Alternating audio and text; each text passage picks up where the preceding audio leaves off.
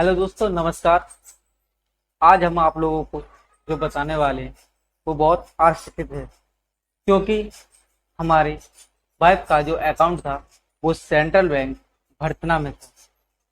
वहां पर अचानक क्या हुआ कि हमारे 30,000 10,000 करके ट्रांजिशन एटीएम द्वारा हो गई थी। पर जैसे ही मेरे पास मैसेज आता है वैसे ही मैं तुरंत कस्टमर केयर को कॉल लगाता हूँ और अकाउंट को ब्लॉक कराता हूँ और एटीएम को।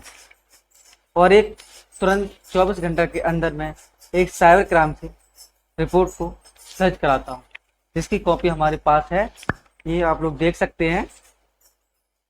उसके बाद में अगले दिन संडे था, क्योंकि 8 तारीख 7वां महीना 2023 को हमारे पैसा शाम को 7:51 पे कट चुके थे। 3 मैसेज आए थे लगातार 10-10 हजार के। पर मैं अगले दिन संडे था, संडे होने के कारण बैंक ना जा पाया। फिर उसके बाद में मैं ग्रेटर नोएडा से घर जाता हूँ और वो कार्यवाही शुरुआत करता हूँ। उसके बाद मैं बैंक जाता हूँ, मैनेजर सर से हमारी बात होती है, असिस्टेंट मैनेजर एंड जो मैन मैनेजर होते हैं उनसे भी हमारी बात हुई। उसके बाद मैं एक एप्लीकेशन लिखता हूँ और जो हमने ऑनलाइन साइबर क्राइम द्वारा रिपोर्ट की थी उसको मैं जाकर बर्तना चौकी में जमा करता हूँ और एक एप्लीकेशन लेके जाता हूँ थाने में। पर थाने वाले तो हमारी रिपोर्ट ही नहीं लिख रहे थे। कुछ पुलिस वाले मुझे डिमोटिवेट कर रहे थे कि तुम्हारा ये पैसा नहीं मिलेगा, पर मैं डिमोटिवेट नहीं हुआ और लगातार मेहनत करता रहा। फिर उसके बाद हमने क्या किया, सारा स्टेटमेंट निकलाया। उससे हमको ये पता चल गया कि एटीएम मशीन नंबर पता चल गया, जो कि एसबीआई की एटीएम मशीन बालूगंज पटना में थी। उसके बाद मैं एसबीआई स्टेट बैंक मैनेजर्स के पास गया तो उन्होंने बताया कि अगर ये स्टेट बैंक का एटीएम हमारे बैंक के पास अटैच होता तो वहां पर हम आपको सीसीटीवी फोटोज दे सकते थे, पर ये एक वेंडर के थ्रू लगाया गया है। फिर मैंने उसके वेंडर को पता किया तो हिटैची कंपनी का वेंडर था और अपनी कार्रवाई जारी रखी। पुलिस वालों से लगातार मैं कांटेक्ट करता रहा। कुछ पुलिस वाले बोल रहे थे ये कोई बड़ी बात नहीं, आपके 30,000 कट गए हैं, लोगों को लाखों कट गए, नहीं मिले। एक कटियार करके पुलिस चौकी भरतना में है जो व्यक्ति, मेरे को ये बोला कि ये कोई 30,000 बड़ी बात नहीं, पर भाई मीडियम क्लास फैमिली से हूँ तो मेरे लिए 30,000 तो बहुत बड़ी बात थी। पर सबसे बड़ी बात तो ये थी, मैंने कभी एटीएम इशू ही नहीं कराया बैंक से और ना अप्लाई किया था। पर इतना जरूर था, जो मेरी मैडम का खाता था वो एक बीसी द्वारा यानी एक एजेंट द्वारा जीरो बैलेंस पर खोला गया था। उसके बाद में मैं लगातार प्रयास करने के बाद में हमारे एक जानने वाले न्यूज चैनल में थे, वो न्यूज ही अखबार छपवाते थे, तो उनसे मैंने कांटेक्ट किया। उन्होंने कहा बेटा आपसे 2,000 रुपये लगेंगे खर्चा के और आपका आगे प्रोसेस किया जाएगा। उसके बाद में मैंने न्यूज पे निकला दिया, न्यूज पे बहुत सारे अखबारों में निकलाया और सीधा ये भी लिखवाया कि जो हमारे यहाँ के पुलिस वाले हैं वो हमारे रिपोर्ट दर्ज नहीं कर रहे हैं। उसके बाद में जैसे मैनेजर को पुलिस वालों को पता चला तो उनके अंदर खलबली मच गई।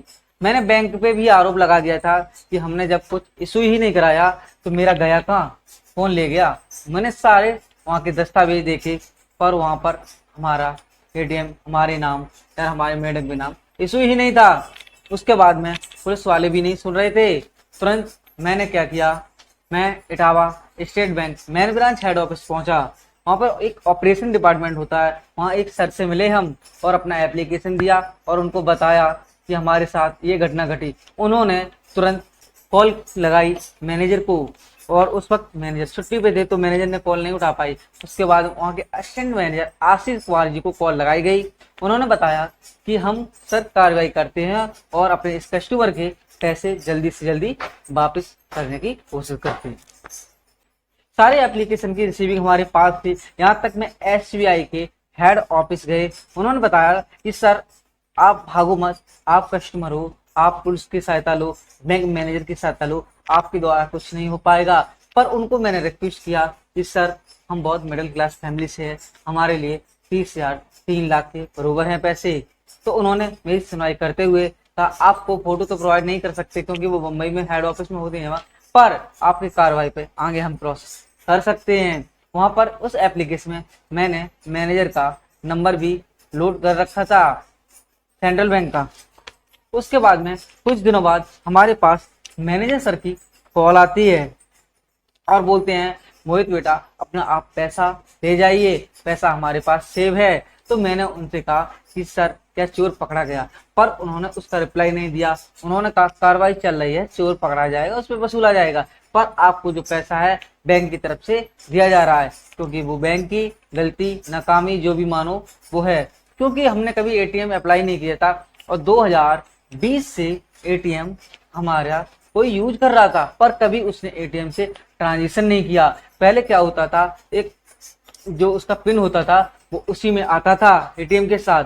अब जो नया सेंट्रल बैंक अपडेट कर रही है वो बिना ओटीपी के पिन नहीं जनरेट होता है। तो ये सब बात होने के बाद मैं कुछ दिनों बाद समथिंग 1 मंथ के आफ्टर 1 मंथ मैं मैनेजर से मिला और गया, तो उन्होंने मुझे तुरंत पैसा प्रोवाइड किया और उस अकाउंट को अनब्लॉक किया। उसी में मैंने 30,000 दोबारा अगेन डाल दिए और पर मैनेजर को मैंने धन्यवाद बोला। दोस्तों कहने का मतलब तात्पर्य मेरा ये था, अगर आपके साथ कोई घटना या फ्रॉड होता है, सबसे पहले ऑनलाइन साइबर ब्रांच में जाकर कंप्लेन करें। आप उसको ऑनलाइन भी कर सकते हैं, ऑफलाइन भी कर सकते हैं, जिससे कि आपको ये ना बोला जाए कि आपने पहले कंप्लेन क्यों नहीं की, क्योंकि जो पुलिस वाले हैं ना वो नाकामी ही करते हैं, वो काम करना ही नहीं चाहते हैं इस पे फ्रॉड वाले पे, क्योंकि उन्हें कुछ पता ही नहीं है। सच्चाई तो यही है। तो मेरे दोस्तों मेरे आप लोगों से निवेदन है कि अगर आपके साथ कोई फ्रॉड होता है, सबसे पहले साइबर क्राइम पर कॉल करें, उसके बाद में आपके आगे प्रोसेस करें और बैंक को जरूर इन्फॉर्म करें। 24 घंटे के अंदर बैंक को इन्फॉर्म करना बहुत जरूरी है, नहीं तो बैंक वाले कहेंगे मुझे क्या पता कैसे फ्रॉड हुआ। तो मेरा पैसा मिल गया है, धन्यवाद सभी लोगों को, आपने यहाँ तक मेरी वीडियो देखी। ये सारे डॉक्यूमेंट्स हमारे हैं, अब हमारे कुछ काम करने ले उससे मतलब वो बैंक वाले या पुलिस वाले खुद पता करें आगे की कार्रवाई।